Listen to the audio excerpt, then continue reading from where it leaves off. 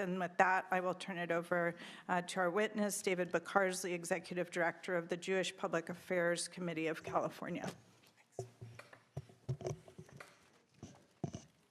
Welcome. Thank you. Good evening, Madam Chair and members. My name is David Bocarsly, the Executive Director of the Jewish Public Affairs Committee of California, or JPAC, here as a proud sponsor of AB 715. Anti-Semitism in California has more than tripled over the last decade, making the Jewish community the second most targeted group in the state. Incidents in our schools are rising at equally alarming rates. And yesterday in Senate Education, we heard heartbreaking testimony from a San Lorenzo Valley student whose classmates taped a Nazi flag to his back. Across the state, Jewish students are left with an impossible choice: hide their identity or risk becoming a target. AB 715 is a proactive solution to this growing problem.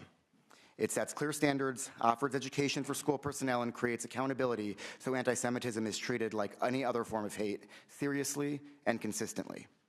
The modest cost of guidance and compliance pales in comparison to the far greater cost of inaction.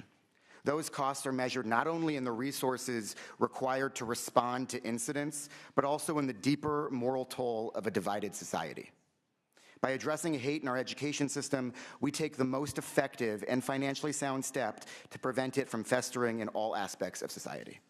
As the federal government retreats from its responsibility, most notably by closing the U.S. Department of Education's Office for Civil Rights in San Francisco, it is all the more critical that California step up. And the legislature has repeatedly confirmed that this is a worthy investment. The California versus Hate Initiative, which funds community-based services, mental health supports, inclusive educational campaigns, and more, the state funded that with $10 million. This body has invested $300 million in security for at-risk nonprofits over the last 5 years.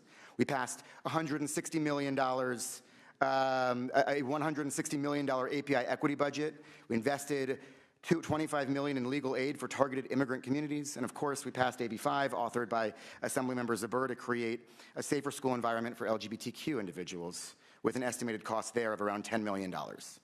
When communities are in need, the state steps up to support them.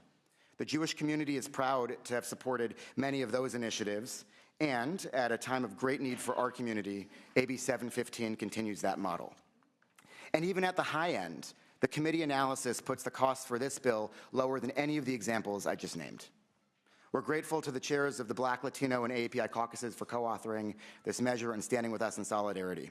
Yes, this legislation contains pieces specific to addressing the unique hate that is anti-Semitism, and sometimes a specific problem requires a specific solution.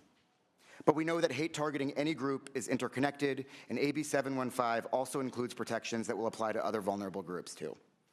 And importantly, we're committed to continuing this collective anti-hate work together. With Senator Gonzalez's SB 48, the new Office of Civil Rights created by this bill will include coordinators to combat hate motivated by race, ethnicity, religion, gender, and LGBTQ identity.